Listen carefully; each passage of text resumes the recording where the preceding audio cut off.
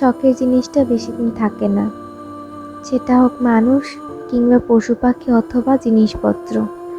আপনি একটা শখ করে জিনিস নিয়ে আসলেন, সেই জিনিসটাকে আপনি অনেক যত্ন করে ভালোবেসে আগলে রাখলেন, প্রতিদিন তার যত্ন নিলেন, খুব ভালোবাসলেন।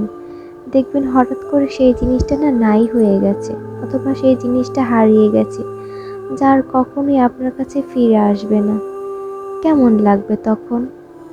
এই বাচ্চাটাকে যে দেখলেন, কিছুক্ষণ আগেও আমি আমার নিজের হাতে খাবার খাইয়ে দিয়ে আসলাম, পানি খাইয়ে দিয়ে আসলাম, হঠাৎ করে গিয়ে দেখে ও আর নেই।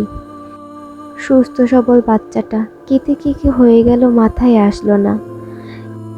আপনারা হয়তো দেখে থাকবেন, আমার ইউটিউব চ্যানেলে একটা ভিডিও আপলোড করা আছে আমার হাঁস মুরগি নিয়ে। আমি কিছুদিন আগেই সেখানে হাঁস মুরগি নিয়ে ভিডিওটা আপলোড করেছিলাম। কত সুখী ছিলাম আমি ওদেরকে নিয়ে। কি একটা ভাইরাস রোগ আসলো, কোনো টাইম দিল না আমাদের। মাত্র 3 দিনের মধ্যে আমার সবগুলো মুরগি নিয়ে চলে গেল। একবারে আমার মুরগির ঘরটা পুরো ফর্সা করে দিয়ে গেল। এখন মাত্রই 2টো মুরগি আছে আমার, আর ছোট ছোট 6টা বাচ্চা আছে মুরগির। আর বাকি মুরগিগুলো সব মরে গেল।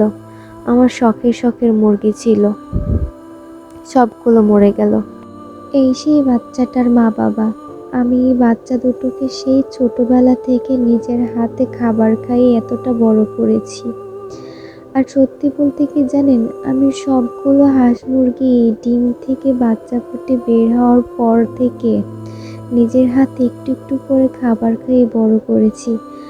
আর ওদের একটু একটু করে বড় হওয়া, দুষ্টু মিষ্টি কাহিনী করা, আমাকে দেখলেই আমার পিছু গুড় করা একটু খাবারের জন্য।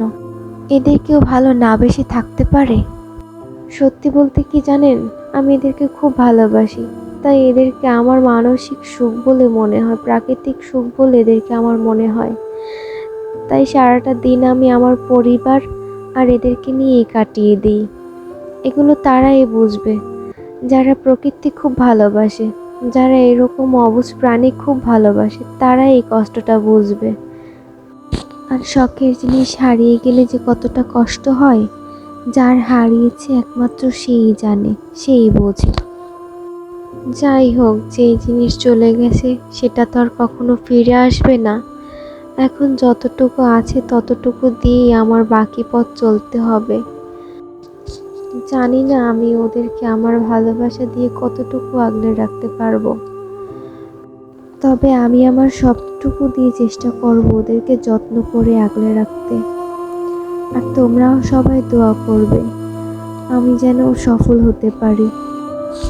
আর এরকম পশু পাখি পালনে যদি কারো কোনো আইডিয়া থাকে তাহলে প্লিজ আমাকে কমেন্ট করে জানাবে, আমার অনেক উপকার হবে।